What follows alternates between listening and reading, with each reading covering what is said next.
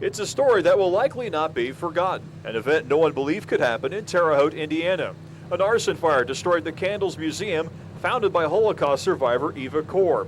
In the midst of the flames, however, Eva vowed not to let them end her mission of educating the world on the horrors of the Holocaust. We are not going to give up. One of our lessons that we teach young people is to never ever give up. We are not going to give up teaching how to prevent hatred and prejudice. Today, several witnessed that same lesson in the form of a celebration. And among the guests at the reopening of the Candles Holocaust Museum were school children. I think that the young people are the future, and if we realize that we want to build a better future for the world, then we have to educate the young people. Eva invited other Holocaust survivors to share in her most recent victory over hate, one the other survivors were able to share with her. I'll summarize this event. You can destroy a building, but you can never destroy a dream. That's my motto. It's undescribable.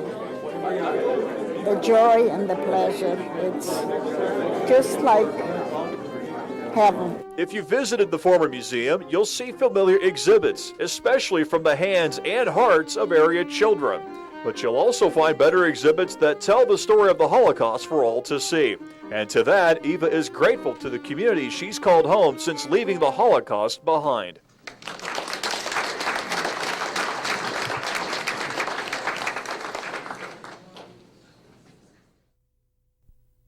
What makes a person become a Hitler? What makes a person become a murderer at 17 years of age, like Harris? We have to worry about that. Eva Kor is a survivor of the Holocaust. She experienced Adolf Hitler's wrath firsthand and can see reflections of it in today's society. He wanted to get respect by using the power of the gun.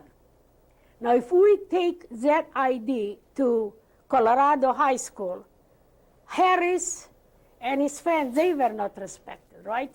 The Nazis themselves, I think that they only did that because they felt, like Eva Kor said, inferior to other people, and that's why the guys in Colorado did the same thing. We asked if students at South High School ever have the feelings of isolation, unimportance, and lack of respect that could lead to this type of violence. I hope nothing like that would ever happen, but yes, I could see something like that happening.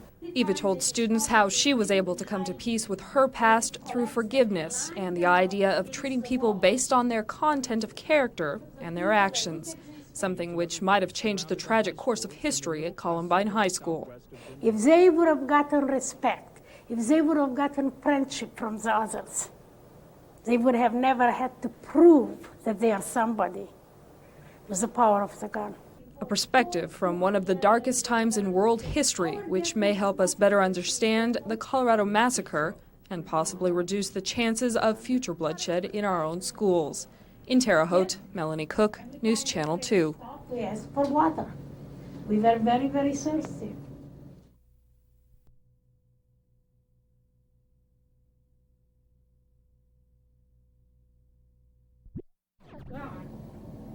Many of the rumors that question, as the 23rd day, and when we asked for water, this immediately, that we were not going to a labor camp in Hungary. And this time,